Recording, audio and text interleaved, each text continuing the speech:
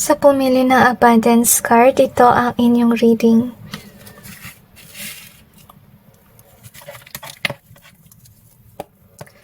Tingnan natin kung anong biyaya ang parating para sa inyo sa 2024. I feel na masaya yung energy na nararamdaman ko dito. I feel like you will be financially well off. I feel like the illusions will be erased as well, honestly. Dahil doon kaya ka rin yayaman. So far na-sense ko na maganda yung vibe, yung fortune mo sa 2024. Pero na-sense ko guys na meron naninira ng iyong reputasyon. I feel like this is with regards sa iyong work. So, ingat guys, okay? And i-clarify natin yung cards. I'm sensing na yung iba dito may kinalaman sa pile number 1.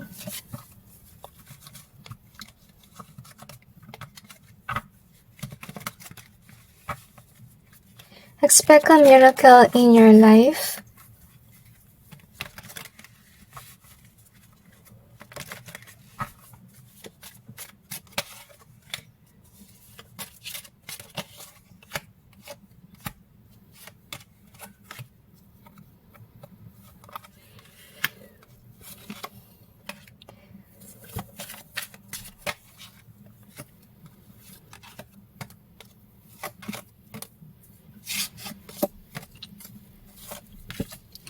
Pero siguro nagtatago sa inyong buhay na may balak gawin na masama sa inyo. So mag-ingat kayo.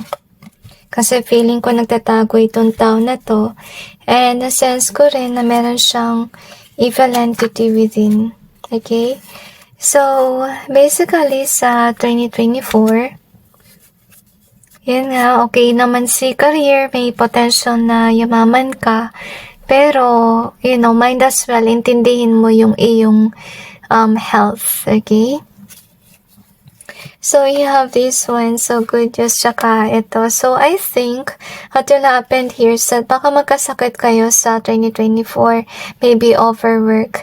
And it's kind of like a blessing in disguise, kasi baka naman sobrang busy nyo to the point na wala na kayong panahon para sa inyong sarili.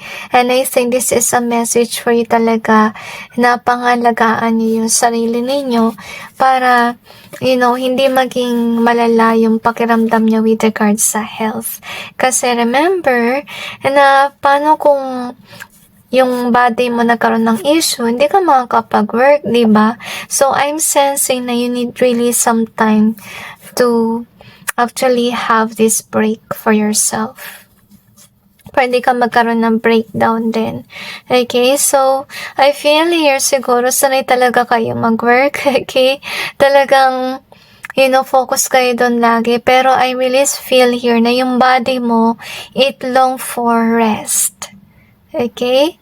So, with regards sa work mo, tuloy-tuloy naman. Pero yung hindrance lang dito is with regards sa yung kalusugan.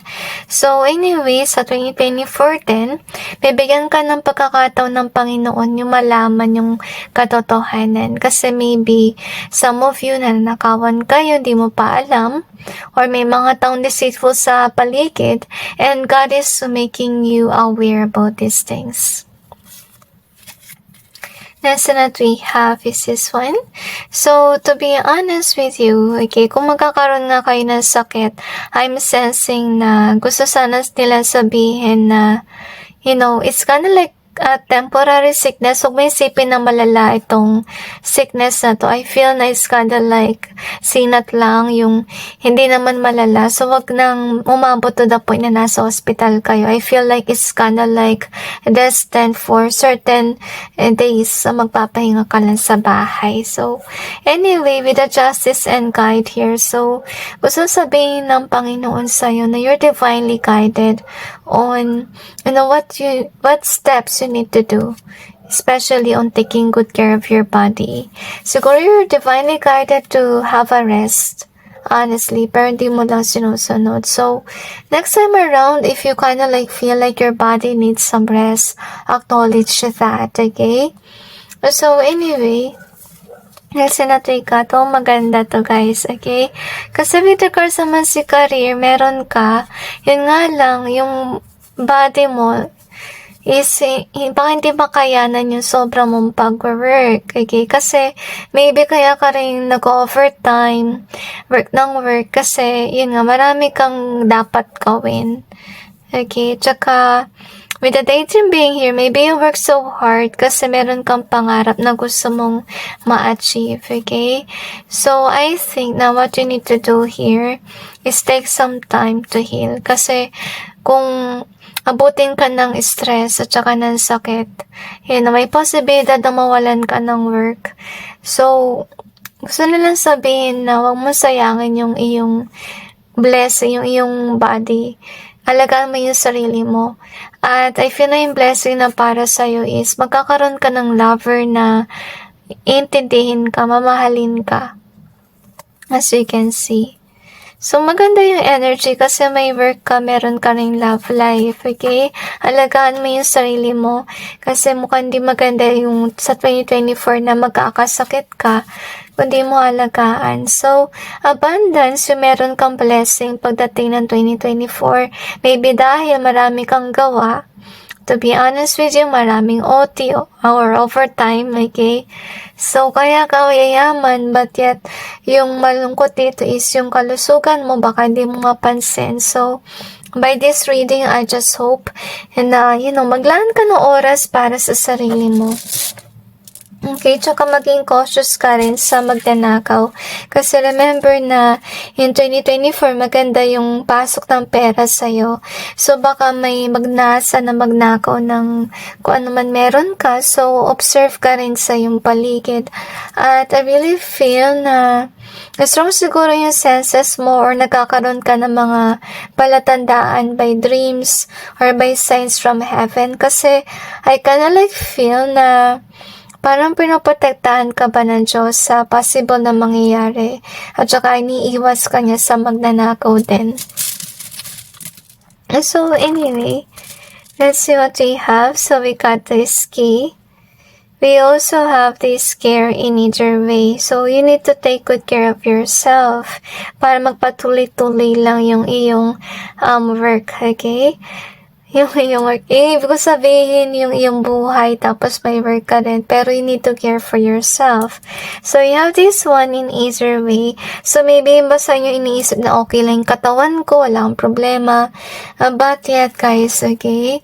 Kung masobrahan kayo sa pag-abuso ng iyong katawan, hindi na maganda yun.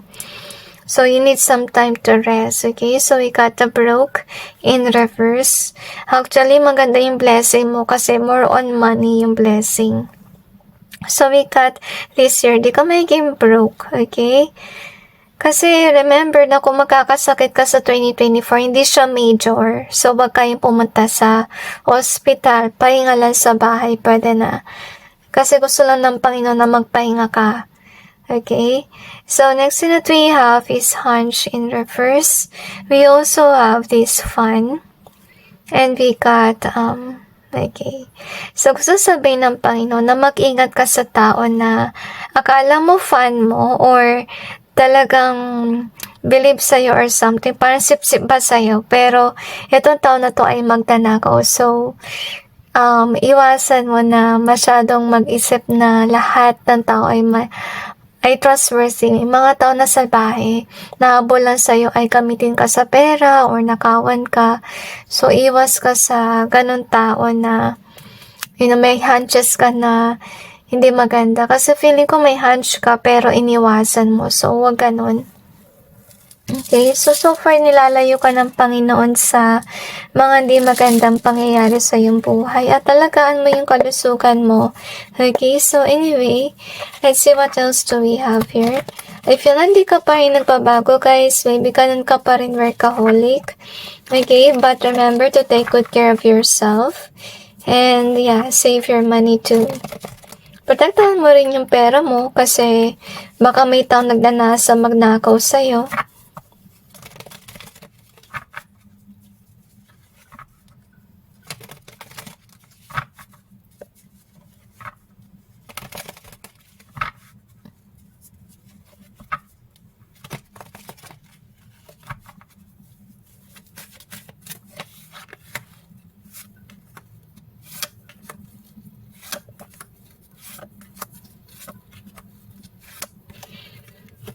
Okay, so far naman guys, okay si career. As you can see. So, siguro nainis kayo siguro sa part na magkakaroon kayo ng sakit. Siguro ito rin yung dahilan kung bakit yung money bilang bumagal, next year sa 2024. Kasi yun nga, kailangan yung alagaan yung sarili ninyo. And I think that you're definitely very intuitive. At saka talagang guided kayo ng Panginoon sa kung anong gagawin ninyo. And yeah, maniwala kayo sa anches, sa mga signs na binibigay niya sa inyo. Kasi sa 2024, marami kayo makikita mga signs. At saka magkakaroon kayo ng idea kung sino yung mga tao na hindi maganda sa inyong buhay, mga deceitful, so you will be aware about it. So I'm sensing in 2024, you will be very intuitive. You will kinda like know lots of things. So anyway, gusto rin sabihin ng Panginoon talaga na kailangan mong alagaan yung sarili mo kasi may potential din na mawalan kayo ng work kung hindi nyo alagaan yung inyong sarili. Pero mananatili kayo sa inyong trono kung alagaan nyo yung sarili nyo kasi with the Empress card, it's kind of like caring also for yourself. So remember to do this. Take some time to have a rest, okay? Kasi dire-diretso yung gawa mo to the point na baka makalimutan mong magpahinga. So, remember to take a rest. Okay, and to take breaks too. Kailangan niya ng katawan nyo. So, anyway, that's it guys with regards to your reading. I just hope this may give you some insight and awareness about your situation. And God bless all of you.